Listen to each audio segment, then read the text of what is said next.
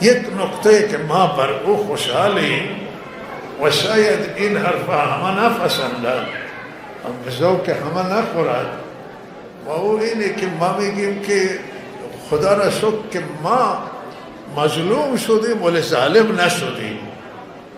اگر ما آدم 100 نفر می کشتیم یا بیشتر یا کمتر آدم می شدیم، ما ظالم. هر کسی که ناگناهی را بکشه ظالمه. و گفته که خدا را شکر ما مظلوم شدیم ولی ظالم نشدیم. و مظلوم که بشه رحم خدا بر او میاد، رحمت میاد. ظالم که بشه نفرین میاد. ظلم نفرین داره، مظلومیت رحمت داره. و این لطف الله تعالی هست.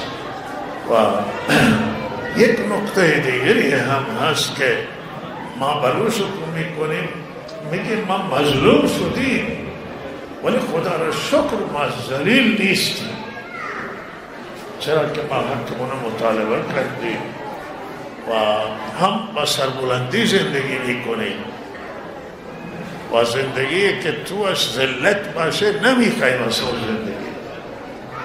و الحمدلله ما ذلیل نشدیم. مردم ما سرفکنده نیستن، مردم ما سربلنده، مظلوم سربلنده، معززه و با عزت زندگی میکنیم. اینجا همه مردم ایران احترام میکنن، ادای احترام میکنن، به خانواده شهدا همه احترام میکنه. احترام اینا همه اینها بر ما لازمه و این عنایت پروردگار است.